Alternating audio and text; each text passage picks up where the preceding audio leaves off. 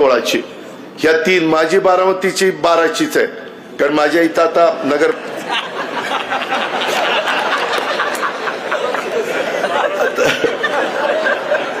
बाराचा अर्थ बराच काही निघतो. आता तुम्ही हसताय, आता बारामतीची 12चीच राहणार ना. मित्रांनो, गमतीचा भाग जाऊ द्या.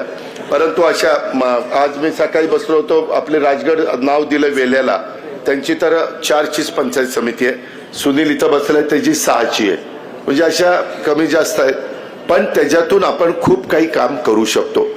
सत्तेचे विकेंद्रीकरण करत असताना चांगली लोक आली तर चांगल्या पद्धतीने निधी देऊन त्या गावाचं भलं आपल्याला करता येईल, असंही मला या निमित्तानं तुम्हाला सगळ्यांना सांगायचंय. आणि म्हणून त्या बाबतीमध्ये मी कुठं कमी पडणार नाही. आज भामा खोऱ्यातील जनतेचे महत्वाचे प्रश्न आहेत, त्याचा उल्लेख मगाशी शरदनी केला, स्वतः दिलीपरावांनी पण त्याच्याबद्दल काही आपल्याला सांगितलं. खेड तालुक्याने नेहमीच राष्ट्रवादी काँग्रेस पक्षाला भरभरून प्रेम दिलेलं आहे. माग नारायणराव पवार ह्या तालुक्याचे आमदार होते, अनेकदा दिलीपराव मोहिते पाटील होते, मध्ये एकदा सुरेशला 5 वर्षाची संधी. परंतु तसा बघितलं तर सुरेश गोरे हा बी राष्ट्रवादीतनंच तयार केलेला कार्यकर्ता, त्याला जिल्हा परिषद पण दिली, उपाध्यक्ष पण मी केलेला होता. परंतु काही कारणांनी तो माझ्यापासून बाजूला गेला. आताचे तुमचे आमदार मला येऊन एवढं गोडगोड गोडगोड गोडगोड बोलतात, पण मी म्हणलं अरे नुसतं गोडगोड बोलून चालणार नाही, शेवटी काम पण झालं पाहिजे. त्याचा उल्लेख या दोघांनी केला. आज काय आमदारकीची निवडणूक नाही, त्याच्यावर तिथं बोलून मी तुमचा वेळ किंवा टीका टिप्पणी करू इच्छित नाही.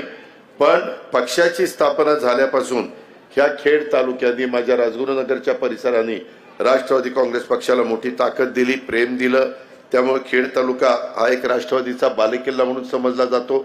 मी देखील इथला आदिवासी भाग असेल, डोंगरी भाग असेल, किंवा मगाशी त्यांनी भामा अस्केरच्या बद्दल जे काही प्रश्न निर्माण झाले होते, ते पाटील कसा कॉन्ट्रॅक्टर होता यांनी बघितले. सर्किट हाऊसला जुन्या मी बोलून घ्यायचो, इतका गबाळा होता की काही विचारलंच नाही. पण त्याच्यातनं आपण कसा तरी मार्ग काढला. पण ते पाणी आपल्याला शेतीच्या ऐवजी शेवटी पुण्याला आणि पिंपरी चिंचवडला प्यायला द्यावं लागलं.